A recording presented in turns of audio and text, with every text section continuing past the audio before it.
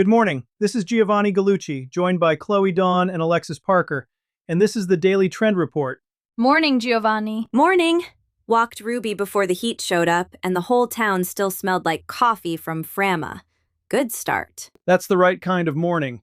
Today we've got the public lands squeeze pushing folks off the marquee parks, lion's mane jumping from the supplement aisle to the soda shelf, and the one thing every report agreed on: polish just became a liability. Let's go. Here's the one nobody's saying out loud. The big parks pulled the timed entry reservations off the table this summer. Yosemite, Glacier, Arches, all walked it back. And it's the country's 250th birthday, so the crowds are showing up like it's a holiday weekend that never ends. So they dropped the gate right when the line got longest. Right, and the ranger booth that used to manage that is running thin. Fewer people working the front country than a year ago. Copilot and ChatGPT both flagged it this morning, and it's not a one-weekend story. It's the whole season. So the postcard park is packed and short-staffed. Where does everybody who actually knows what they're doing go? They leave. That's the real shift. The experienced crowd is routing around the marquee parks. Dispersed camping, BLM land, the quiet spot 2 valleys over that doesn't have a gift shop. Outside called it the migration off the beaten path, and that's where the culture's pointing now. And here's the part that ought to make an operator mad. Surge pricing is creeping into the campground reservation systems. Dynamic pricing, like an airline, on a public campsite. A family that saved up for one trip pays peak rate for the privilege of parking on land they already own. That's the squeeze. The marquee park gets crowded and pricey, and the public land that's still free and quiet is the secret nobody's marketing. Which is the opening. If you're a gear brand or a regional outfitter, the most valuable thing you can hand somebody this summer isn't a $40,000 build. It's a map to the empty spot and the manners to tread light when they get there. Be the brand that knows the back road, not the one selling the trophy shot at the crowded overlook. And say it plain. Where to go, when it's quiet, how to leave it better than you found it. The brands getting this right are already hosting cleanups on public land instead of running another product launch. Show up, pick up trash, teach a first-timer how to find a dispersed site. That's marketing that doesn't smell like marketing. Beats a glossy ad of a truck that's never seen mud. And there's a content lane sitting right there. The people leaving the crowded parks want a guide they trust, not another influencer at the same overlook everybody's already seen. That's it. The savvy trip is the aspirational one now. Quiet, self-supported, a little hard to get to. A brand that can credibly point you to the empty spot owns the most valuable real estate of the season. The crowded selfie at the famous arch is the cliche. The trip nobody else got is the flex. And it lines up with the birthday. 250 years of the country, and the move isn't the packed monument, it's the back road. That's a more honest version of the celebration anyway, and the timing's loud. It's June, peak season. The Trails Day weekend just passed, and the attention is here right now, not in July. Ship the Where to Go Instead guide this week, and you catch the wave. Wait a month, and the window's shut. So the move is fast and useful, not pretty and late. American land, somebody's name on the stewardship. That travels. Okay, 3 things you can actually do today. 1. Build a quiet list. 3 dispersed or BLM spots near a crowded park, with the drive time and the rules to camp clean. Publish it before the weekend. 2. Put a real stewardship ask in the post. Pack it out, fire rules, where to step.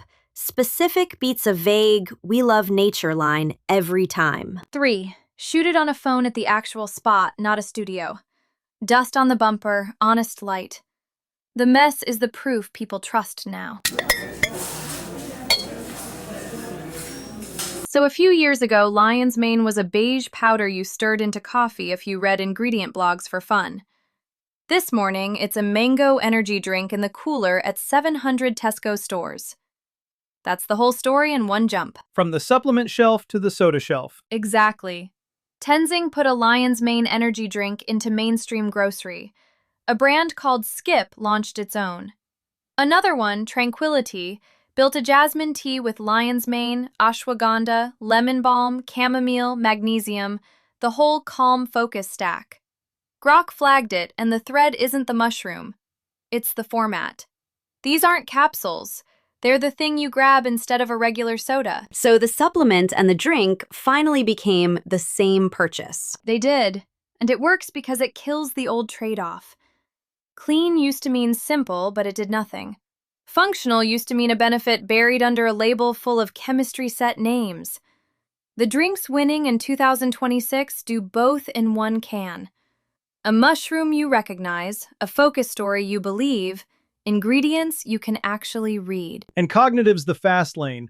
Brain and mood is the quickest growing piece of the functional shelf, and people want it in a drink, not a pill bottle. The can fits the morning, the pill bottle never did. Right, you sip it. You don't schedule it. Now here's where I get skeptical out loud. The giants already crowded the easy version. PepsiCo paid almost $2 billion for Poppy. Coke shipped Simply Pop. The prebiotic soda shelf is officially elbow to elbow, and every report this morning called that lane saturated. So a small brand walking in with one more fiber cola is late. Dead late. But here's the thing a PepsiCo label structurally cannot fake. A real founder, a single batch you can trace, a reason the formula exists beyond a quarterly number. The big money can buy a brand, it can't buy back the thing that made it real. Real ingredients, a real person who put their name on it. That's not a slogan, it's the whole moat. Same lesson as the trail.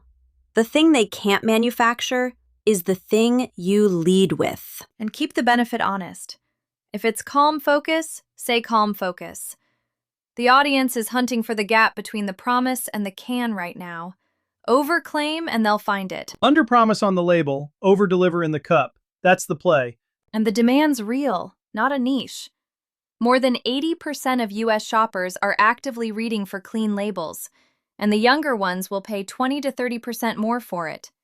That premium is the oxygen a small brand runs on. But only if you earn it on both ends. A clean label that does nothing looks expensive for what it is. A real benefit buried under a synthetic ingredient list is exactly what these shoppers are trying to leave behind. So you can't coast on either half. Clean and functional, or you're back competing on price with the people who own the shelf. Heritage helps too. Old reads as trustworthy right now. If your brand's been doing this since before it was a trend, say so. That's a story the new money can't print. 3 things from this one. 1. If you've got a functional ingredient with a real story, put it in a format people already reach for. A drink beats a capsule for habit every time. 2. Name the benefit you can defend and stop there. Calm focus, steady energy, whatever's true. The vague brain boost halo reads as a dodge now. 3. Lead with the founder and the single batch. That's the one thing a billion-dollar buyer can't copy, so put it on the front of the can. Here's the one every single report this morning circled, all 5 of them. For 2 years, authenticity was a vibe word with no scoreboard. Now it's got one. Preference for AI-made creator content dropped to 26%. Back in 2023, it was 60%.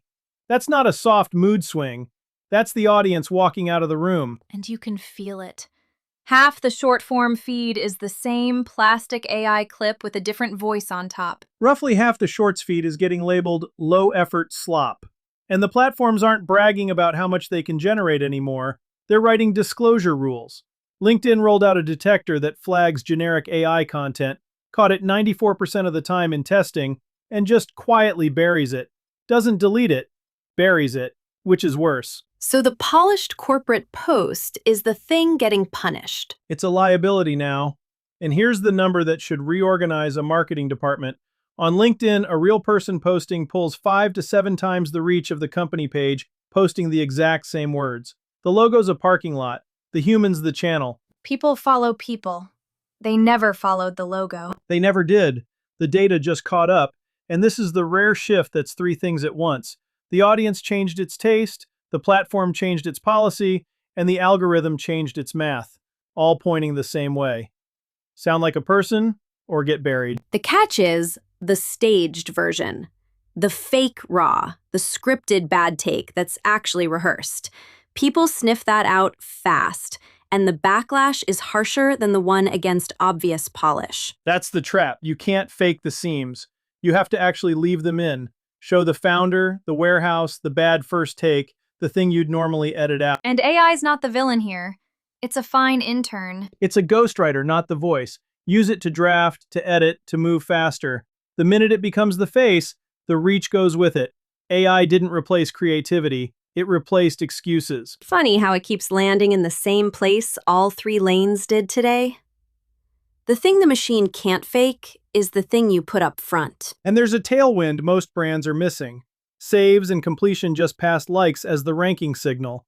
A 75-second founder story watched all the way through now beats a clip 2,000 people liked and abandoned at 3 seconds. So the slower, human content finally has the math on its side. It does. Give your best stuff room to breathe. And staff the comments like a growth channel, because reply threads are a real distribution lever now, not community housekeeping. Talk back to people and the post travels. Ignore them and you forfeit the reach. And it's not only short clips.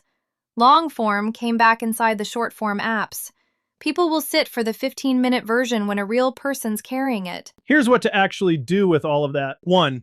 Pick 2 or 3 real humans, not the brand page, and put them on camera every week. Consistency of person beats production value. 2. Leave the seams in. 1 take, phone, the bad first line. If it looks like a department made it, it failed. 3. Use AI to draft and edit, never as the face. The second the voice goes synthetic, so does the reach. One quick thing before we go. This show is the proof of the pitch. A clean, useful, human-sounding daily in a feed full of slop. I build these for companies. A daily trend report podcast like this one, start to finish, on the gallucci.net pipeline. If your brand wants a real voice on the feed every morning, that's the work I do. Find me at gallucci.net or DM at gallucci.net on Instagram or LinkedIn. Talk tomorrow.